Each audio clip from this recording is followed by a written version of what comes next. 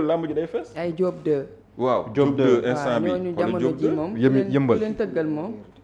day fees. ayca ñu daal dikk ci ponk bu nga xam ne moom la ñu fas yéene waxtaanee mu ñeewal Pastef ak congrès bi nga xamoon ne amoon na ce week-end plus précisément samedi après 12 ans ba ñu ko créé ni ki samedi bi nag ñu franchir benn cap bu historique c'est-à-dire daal di amal seen premier congrès ordinaire pour un mandat de 6 ans ki nga xam ne moo di le président de Pastef di Ousmane Sonko moom la ñu tabb ginnaaw ba ñu jàllee ci ay vote ak yeneen li ni mel Babacar nga ñëwaat ci résumé bi de la journée du samedi congrès bi nga xam ne moom moo amoon nga ñëwaat ci détails yi ci nu mu gën a yaatoo. waaw mu nekkoon benn bëccëg boo xamante ni wala ay bëccëg parce que ci week-end gi daanaka noonu la ko mën a jàppee mooy lu jëm ci wàllum congrès bi nga xam ne bu historique moom la doon pour le parti Pastef les Patriotes. ndax boo xoolee baax depuis ñu créé ko en 2014 bii mooy la première fois ñoom ñi amal li nga xam moo di ab congrès mu nekkoon également benn moment boo xamante ni c'était pour ñoom ko ñu changer wala ñu wut président bu yees mais ki nga xam moom moo nekk le président bi fa toogoon di Ousmane Sonko daanaka moom kese moo nekkoon candidat ginnaaw ñi nga xamante ni postulé woon nañ pour nekk candidat ci ñeneen ñi ñoom ñëpp daanaka retenir ñu seen candidature mais moom la ñu retenir li nga xam moo di candidature am mais bi ñu yeggee ci wàllum congrès bi également ñi nga xam ne ñoo nekk les élus tamit dans l'unanimité ñoom ñëpp moom la ñu voteel ñëwal li nga xam ne moo tukkee ci wàllum congrès boobu loolu nag moo indi différence bi nga xam ne aussi jot na caa taxaw mooy il a été réélu dans l'unanimité pour 6 ans yoo xamante ni yu fas yéene ñëw moom lay doon mu nekkoon mois boo xamante ni li ko gënoon a tax a jóg non seulement c'était de renouveler leur confiance à leur président de parti politique mais également aussi d'en profiter pour amalaat li nga xamante ni moom moo di benn système de vote boo xamante ni dafay am ci parti politique mais ci wàllum congrès bi également li ci gën a marqué esprit da cee bokk cette fois-ci li nga xam ne moo di bëccëg bi ñu ko doon amalee ak ñi nga xam ne ñoom ñoo nekkoon ay invités yoo xamante ni ñëwoon nañ ci donc lu weesu les 2000 et quelques ñi nga xam ne ñoom la ñu waxoon ay élus lañ da cee bokkoon également aussi dans le continent africain tout comme également en dehors du continent africain nit ñoo xamante ne ay invités ñoom la ñu nekkoon aussi ñu invité woon lañ ñu ñëwoon également assister li nga xam ne moo tukkee ci wàllum congrès boobu noonu ñu jàpp ne lu bare bari mën na ko marqué ñëwal li nga xam moo di un parti politique boo xam ne am na une très grande ouverture par rapport aux autres partis politiques yi nga xamante ni peut-être dañoo bokk ak moom idéologie non seulement dans le continent africain ndax gis nañ ne dem na ba ci plus de 60 organisations politiques yoo xam ne nekkee nañ ci àdduna bi def nañ le déplacement ñëw fi nga xam moom moo nekk ci biir Sénégal gën caa fas fi nga xam moo di ci Colombie Rwanda fi nga xam moom moo nekk Mauritanie Côte d'Ivoire entre autres yi nga xamante ni Cameroun Venezuela yi nga xamante ni autant pour moi Venezuela ak Jamaïca yi nga xamante ni am na ci loolu nag am lu bare bari loo xam ne moom doon wane ci genn ak wet pour que ne Pastef dafay illustrer wu davantage ñëwal li nga xam moo nekk non seulement trajectoire politique am mais surtout aussi marqué empreinte am par rapport di nga xamante ni noonu lay amalee lu jëm ci wàllum congrès ndax boo xoolee ci wàllum congrès boobu noonu organisation bi ci ni mu demee dafa nekkoon bëccëg boo xam ne gu fees dell moom la nekkoon en terme de timing ndax door nañ suba teel par rapport li nga xam non seulement accueil bi nga xam ne amal nañ ko te mu jëm ci wàllum gan yi ak ñëpp ñi nga xam ne nekkoon nañ fa notamment le discours de Birame Souleye bi nga xam ne nii ci vice président yi la bokk ak lépp loo xam ne jot na fa ëmb dalal dellu si waat ak ñi nga xam moo di organisation beeg la nga xam moo di waxtaan nañ doon amal ci biir ak lépp loo xamante ni tolluwaat na ca beneen bi nga xam ne aussi bokk na ci ba ndege ni moo di salle bi rek déjà c'était une très grande illustration ndax à rappeler que ni biir salle bi ñi nga xam ñoom lañ doon wax mooy c'était seulement pour les invités ak ñi nga xam ñoo nekk élus ñoom lañ wax que ne en grande partie ak les délégués autant pour moi ñoom ñoo nekkoon à l'intérieur li nga xam moo di salle bi te boo xoolee baax salle bi kese dafa fees presque bay craquer ñëwal li nga xam moo di mbooloo kon en terme de mobilisation et en terme d'organisation dañ jàpp ne entre vendredi samedi ba dimanche bi boo ko xoolee bu baax réussite bi nga xam ne am nañ ko dafa doon loo xam ne lu mag a mag moom la nekk muy wane davantage aussi Pastef tolluwaay bi nga xam ne am na ko non seulement à l'intérieur du pays mais surtout confiance bi nga xam ne renouvelé nañ ko seen président ci njeexital ga nguuram buub ak ñoom ñi nga xam ne ñoo fiitee seen comité boobee ñoom ñoo amal li nga xam moo di échappe bu ñu yëkkati daal di ko ràngal ki nga xam moo di Ousmane Sonko pour wan ko ne ko confiance renouvelée pour 6 ans de plus ñëwal li nga xam moo di ci kaw bopp parti bii di Pastef ñi xaar nag ëllëg bi nga xam ne moo ci amandegum ak lépp loo xamante ni jot na ci ruus ni te mu ñëw wàllum congrès bi ak réaction bi nga xam ne defal nañ ko le président de Pastef Sokhna Astou. jërëjëf Babacar ci résumé bu am solo bi nga xam ne amal nga ko ci congrès bi amoon samedi ñu daal di teg ci bopp parti Pastef ki nga xam ne moo di Ousmane Sonko pour 6 ans alors Bira boo doon def analyse par rapport à cette journée parce que journée boobu lu mu ëmboon dafa yaatu dikkaat nañ bu baax ci historique Pastef mais ñëw nañ voilà de façon détaillée nga koy def adopté nañ ay textes y avait des invités par rapport à l'organisation par rapport ak nu ñu ko doxalee mbir yi ñu invité ak congrès bi nan nga ko gisee. waaw Astou mu nekk kon week-end bu chargé ci politique Sénégal dès l'instant que benn parti wala benn boor politique 3 jours durant ñoom ñoo cristalliser li nga xamante ni moom moo di l'attention des internautes un peu partout dans le monde parce que gis nañu aussi attention bi nga xamante ni jox nañ ko congrès boobu ak suivi bi nga xamante ni gis nañ ko ci sur les plateformes mu nekk des millions et des millions de vues en l'espace de 3 jours mu mel ni kon y avait du boulot du côté de la presse surtout y avait du boulot à faire et vraiment ça a été un travail extraordinaire parce que moo may ñëpp ñu xam la nga xamante ni moom moo xew ci ñetti fan yooyu mu nekk ñetti fan yu riche pourquoi ñetti fan parce que vendredi bi mënuñu ko cee bañ a boole parce que vendredi bi moo wane les couleurs avec li nga xamante ni moom moo di cérémonie de fusion bi nga xamante ni gis nañ ko ñu maintenir le cap le samedi maintenir le cap ba dimanche ci guddi donc première journée bi déjà gis nañ fusion bi nekk na lu am solo fusion boobu dafa am lu muy démontrer te loo xamante ni je pense que dañ koy wax fii souvent suñu plateau moo di ñenn ñi nga xamante ni ou du moins man dama koy faral di soulever ñenn ñi nga xamante ni ñu ngi nekk naan ay alliés Pastef lañu te on sait bel et bien qu'ils pèsent pas trop politiquement amuñu jaar-jaar en politique te leer na leen ni ils pèsent pas puisque bu dee mbooloo xam nañu ni amuñu ko mais aussi peut-être que leader bi am na benn représentation publique mais dara nekkul daanaka ci gannaawam léegi nag mieux vaut bu dee gis ngeen ni yéen a bokk vision li gënoon kay mooy ngeen àndandoo ci benn parti bu fekkee yéen a partagé les mêmes idéaux yi nekk Pastef bu la doyee ba nga ànd ak waa Pastef mieux vaut que nga ñëw doon Pastef benn yoon mu jeex te ñenn ñi bi ñu demee gis nañ ni loolu moo jaadu woon def nañ ko parce que xam nañ ni tamit politique ça demande beaucoup de moyens et que l'union fait la force li ngay dépenser à côté te xamoo yéen résultat la lay jural keneen di dépenser mieux vaut ngeen capitaliser seeni force gis nañ ko loolu tamit y a des risques parce que leaders yi boo seetloo am na ci ñoo xamante ni déjà am na ay supputation ay grincement de dents ci seen biir formation politique ku ci mel ni Malick Gakou am na ñu bëri nee nañ waxtaanul ak ñoom à la base avant muy dem di seey biir Pastef le grand parti boo xoolee jaar-jaaram bi mu sosoo ak léegi ci ñàkk bokk gis-gis ak parti bi mu nekkoon di AFP l'historique est toujours nécessaire le rappel profite ñàkk gis-gis moo waral grand parti juddu ak AFP seen ñàkk gis-gis ci la nga xamante ni moo nekkoon est-ce que dañuy dem élection 2019 wala duñu dem élection 2019 foofu la wuute jóge ba ñoom ñu demal seen bopp ñoom waa grand parti mais boo xoolee ba ñu ne dañu bëgg a dem élection 2019 ndax Niass moo leen ko promettroon ak yi nga xamante ni ñoom ñoo ci juddu gis nga après Malick Gakou dafa dem jàppale kii di Idrissa Seck 2019 ba mu jàppalee Idrissa Seck après lan lañ ci gis jaar-jaaram ak Yewwi Askan Wi 2022 bon fexe na ba am ba samp ay nit ci ay mairie mu ndokkoon lu jaaxal ñu bëri parce que li jaaxal ñu bëri moom mooy Malick Gakou jaar-jaaram en politique parfois c'est incompréhensible 2014 ñu ni la local ñëpp yaakaaroon ni da ngay présenté wu pour Guédiawaye nga ñëw mbas leen mu nekk loo xamante ni ba léegi joxewul explication ci lu waral posé wul candidature am ñëpp jàpp ni dafa joxe woon kàddoom quoi kàddoom moo ko jiitu woon quoi kan la ko dénkoon dafa joxe woon kàddoom bon c'est l'explication qu'il avait donné ni du présenté wu am na ku mu joxoon kàddoom waaw mais xam nga mooy li ma lay wax tenir parole moom moo tax jamono yooyu ñu bëri dañu waxoon ni dafa am lu ci ñuul ci soow mi parce que nan ngay amee formation politique nit ñi ànd ak yow yaakaar ni Guédiawaye mu téye Guédiawaye waaw Guédiawaye jamono yooyu noonu kenn ëpp la fa doole nga xàllal yoon ki nga xamante ni moo di le frère du président ci jamono yooyu noonu ba ñu bëri jàpp ni amoon na combine ci suuf ndax kenn mënul woon comprendre ce choix le choix qu'il a eu à faire ak fi mu jaar yëpp daal gis nañ ko ba 2024 mu dem bokk ci ay élections yi nga xamante ni voilà résultat yi aussi gis nañ ko daanaka bu jëlul ndaare xaw ma kan est-ce que am na ku mu raw donc yooyu yëpp nekk na li nga xamante ni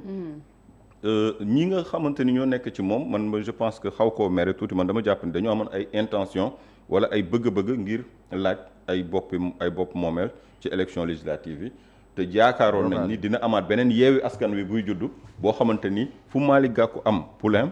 Pastef du fa am poulain xam naa loolu la ñu yaakaaroon parce que ñam naa ko neex na banaa ko aussi yombul am na ñoo xamante ni samp nañ leen ci barke Malick Gakou amaana yaakaaroon nañu ci loolu pour mën a dem léegi bu kooku demee soobu biir Pastef di wuyoo ci turu Pastef peut-être moo indi yenn déception yi ak yeneen noonu laa ko jàngatee mu nekk li nga xamante ni ay fusion la parti Aïda Mbodj parti Malick Gakou parti Habib Sy ouverture le Pastef daal di woote le président de Pastef daal di koy woote gis nañ ko mu wax ko ci ay kàddoom di ko répété ne Pastef tëjul ay buntam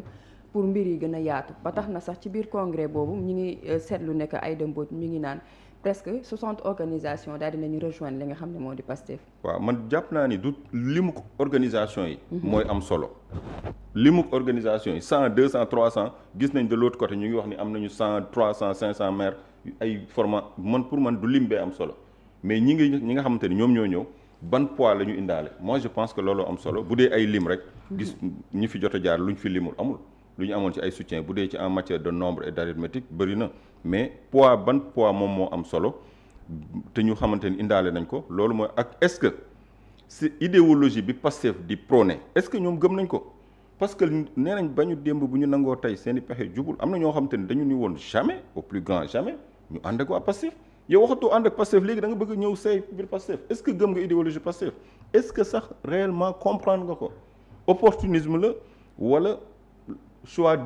choix désespéré la parce que bu la leen politique bi gëmoo ni di nga ci am dara te ña nga àndaloon ci politique ñu nekk say mentor dem nañ ba peut-être décevoir nañ la est-ce que du choix boo xamante ni c'est désespéré te yooyu yëpp nekk na li nga xamante ni àndul la gëm-gëm te ëllëg si biir lu ndaw mën na laa fekk yóbbu la te bu boobaa boo deful nag lan la ñuy gis après tout prochainement mooy coalition Diomaye di ñëw di ñuqi ci li nga xamante ni moom moo di je ne dirais pas waa Pastef mais ñi mujjee ñëw xam nga ñooñu moom ko leen mën na yomb wala ñi nga xamante ni ñoom ñoo nekk ci coalition apte boobaa fa la pêche bi di gën a yombe parce que y a trop d'opportunisme en politique doo xam kii ñi la doon xarab démb di la yàq lu mel ni xamee 2021 2022 ba 2024 ñoo ñëw tey bëgg a ñëw ni mën nañu cheminer ak yow ndax gëm nañ li ngay woote man ñu ci bëri nag jàpp naa ni gëmuñu ko. Mame Diarra Fam très engagé. Mame Diarra Fam ñu bëri lan moo tax est-ce que gis nga bi ñu ne Mame Diarra Fam ñëw na ñu bëri àndu ceeg engouement amul biir Pastef Mame Diarra Fam lan mooy mouvement xaw ma sax kañ la créé mouvement. booy tàccu nañ ko de. xaw ma kañ bokk na ci ñi gën a tàccu ñi gën a jaajëfal. ci vendredi bi vendredi samedi ba dimanche. mais man gisuma ci texte gisuma ci ay sur la toile gisuma ci lenn loo xamante ni nuroo naag benn engouement ci ñëw Mame Diarra Fam parce que gisuma li nga xamante ni bu dee sympathie bi mu am ci Ousmane Sonko loolu depuis Assemblée nationale la. am na fu ñu jaar mais personnellement Mame Diarra Fam libéral la libéraux yi dañ leen nàndal ci benn idéologie am ci lu ñu leen yar ba ñu toll ni ñu toll. libéral la Mame Diarra Fam bu fekkee amoon na proximité ak Ousmane Sonko tamit loolu mënu koo may proximité ak Pastef bi tax ñuy wax parce que bi ñuy dàq élection yi 2024 ñoom PDS ñoom ñoo taxawoon doon défendre le report de cette élection présidentielle moom bokk na ci biir Assemblée nationale taxawaay bi mu ci amoon ndax la gis nañ ko ak li mu jur yëpp moom Mame Diarra Fam bi problème yi amee histoire yi am neewul waa Pastef dañu ñëwoon bëgg a taal këram accuser leen ñoom Pastef ñoom Mame Diarra Fam parti bi mu bokkoon du woon PDS ji ñu fi ay magistrats d'être des corrompus yooyu yëpp fan la mujjee bon bu fekkee idéologie bu mu gëm la wala le choix bu désespérance moo tax mu ñëw wala je sais pas wala opportunisme d'ici 2027 boo deful nag dina bëriwaat ñu génn maire génn parce que bu fekkee da nga ñëwoon uniquement pour espérer nekk maire parce que am nga ay bëgg-bëgg loolu noonu bu ñu la ko xañalee amaana boo deful nag di nga wane beneen visage donc wala aussi da nga ñëw fii yaakaar de l'autre côté ñu xëcc la def benn clin d'œil pour avoir un prix je sais pas yooyu yëpp daal nekk na li nga xamante ni l'avenir nous édifiera ci ku mu mënti doon ci ñoom am na ñeneen ay dàmbooj ak ñeneen pour ne pas personnaliser di tudd ay tour moo tax naa ko yemal le discours de Sonko noo ko jàngatee du samedi le discours en français le samedi waaw ñu ñëw kon ci samedi bi waaw le discours en français bi waaw samedi bi moo doon discours congrès bon bi ñu génnee donc ci vendredi bi ñu ñëw le samedi son discours oui le samedi après son élection voilà c'est ça voilà après avoir été élu pour diriger à nouveau le Pastef moom yëkkati na discours bu am solo mais discours bi aussi Mohamed dafa gudd. 45 minutes wala ko jege gudd boo xamante ni même bu fekkee man maa ngi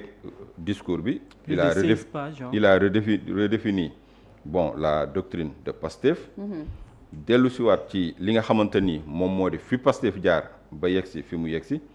dellu siwaat ci li nga xamante ni moom moo di yaakaar bi ñu bëri am ci moom ba 12 ans yi Pastef dund li nga xamante ni daanaka parti yi ko ëpp doole gën koo yàgg fuuf dunduñu xaaj-xaajaat bi bu dee ci expérience bu dee ci mettital bu dee ci ay tas nañ ko fi. xam nga parti bu am 12 ans ñu tas ko fi ba delloowaat ko ci échiquier bi ça veut dire que yow sa jaar-jaar moom ci diggante bi am na lu bëree bëri loo xam ne xew na fi waxtaan na ko mais surtout moi je pense que li mu gën a def mooy rappeler li nga xamante ni mooy li tax a jóg Pastef li nga xamante ni ci loolu la Pastef war a teg ay continuer di teg ay gëtam mu nekk chantier boo xamante ni moo ko may li mu am tey te loolu buñ koy déglu dafay mel ni dafay rappeler ni dafa am ñenn ñi nga xamante ni dañu nekkoon seen biir ñoom waa Pastef jël weneen yoon fekk nekkul ni loolu la ñu promettroon askan bi je pense que loolu laa gën a gis ci discours bi surtout mais nag bu ñuy comparer en matière de teneur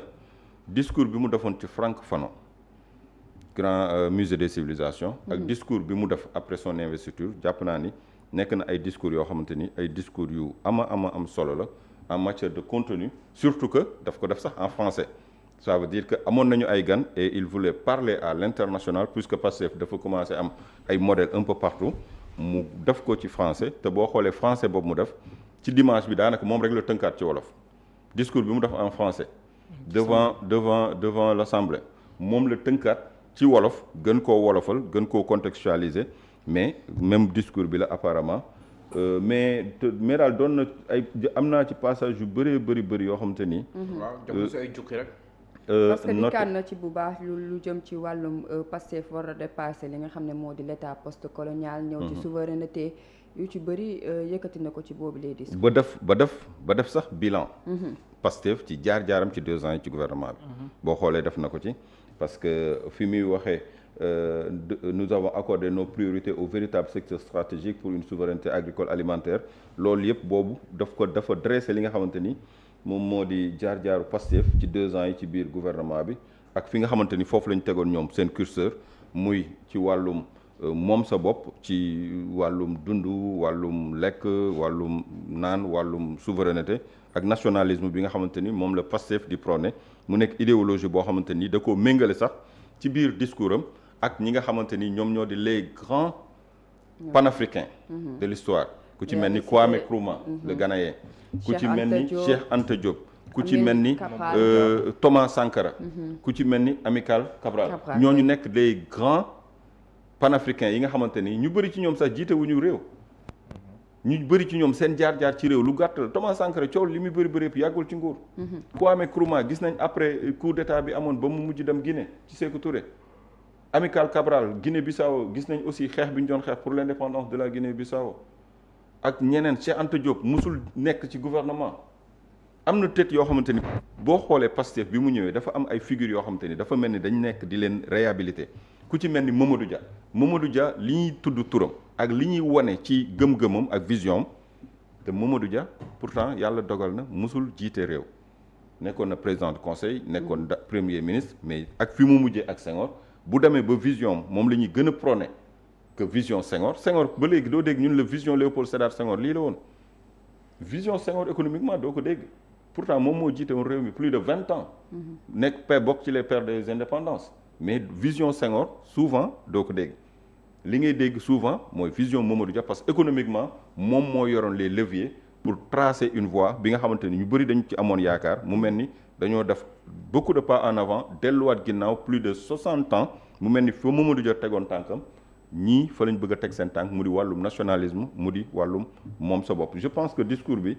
dellu siwaat na ci fànn yu ama solo wax aussi ci l'Afrique parce que boo xoolee discours bi sax daanaka fa la ko jeexale bi mu waxee Sénégal wax ñoom seen jaar-jaar wax li nga xamante ni ci 2 ans yi jot nañ ko jéem ci nguur gi mu nekkoon ay dige après ci la daanele nag ci li nga xamante ni moo di l'esprit panafricain loolu lépp bokk na ci maturité je pense parti bi di Pastef bay wax sax les générations futures nous demanderont si nous avons eu le courage d'aller jusqu'au bout foofu la terminer discours bi car le plus difficile n'est pas toujours de conquérir le pouvoir le plus difficile est de rester fidèle à la mission pour laquelle le peuple vous l'a confié. Nous n'avons pas le droit de devenir une élite de remplacement ces bourgeoisies nationales qui remplacent la domination sans transformer les structures qui la produisent. Nous n'avons pas le droit de transformer la révolution en carrière. Nous n'avons pas le droit de laisser la prudence devenir un autre nom du renoncement. Nous devons garder vivant ce qui a porté notre combat, le jom, le ngor, le mburok, le kersa, le sens du mbok, le teddungal, la teranga. Le Sénégal attend de nous des résultats, l'Afrique attend de nous un exemple, le monde attend une contribution et le peuple attend de nous une fidélité. Alors je vous le dis, restons debout, restons cohérents, restons dignes de ce peuple immense, car une fois qu'un peuple a entrevu la possibilité de sa souveraineté, il ne l'oublie plus jamais. Organisons la souveraineté, transformons l'État, servons le peuple et faisons entrer définitivement le Sénégal dans le temps de la liberté, de sa liberté historique. Je vous dis merci. Foofu la terminer mais discours bu insister si valeurs yooyu ay ngor jom teddungal brok ça dit quoi. liggéey ñëpp liggéey ba ñu Abdoulaye Wade naan il faut travailler beaucoup travailler toujours travailler kon liggéey wàllum dem jublu ci liggéey yàgg nañu teewoo contexte ça dit quoi. Mais valeurs yi nga xamante ni doon na ko rappeler mooy valeurs yi nga xamante ni est-ce que du xuloo rek Diomaye moo indi tamit la contribution de ces mots dans son discours. waaw xam nga mbir bu amee ñu tudd yenn mbir yëpp regard yi wëlbatiku jëm ci benn boor ni jiwoo moom wax ji qu'est-ce que cela signifie parce que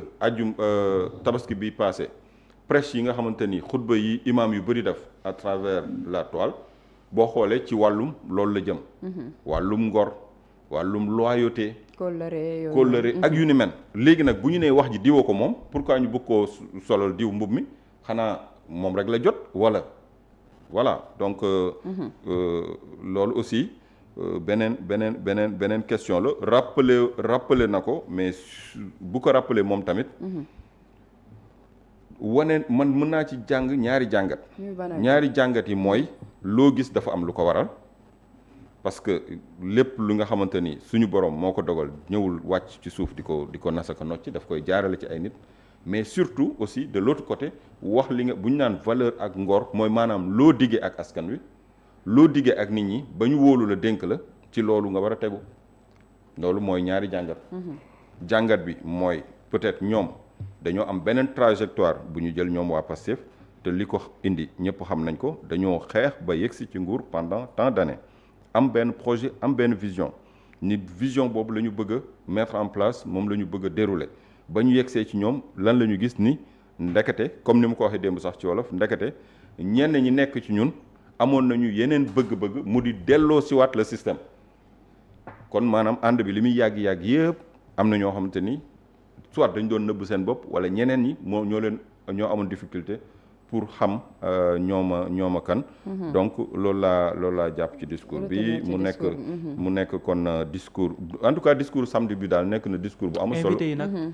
invité yi qu'est-ce que ça veut dire réellement voir un parti politique bu ne ci investiture internationalisé wu de cette manière ku ne yónnee loolu lan lay illustrer ci un parti politique. mais mooy ouverture Pastef a grandi entre-temps Pastef a grandi en sagesse et en nombre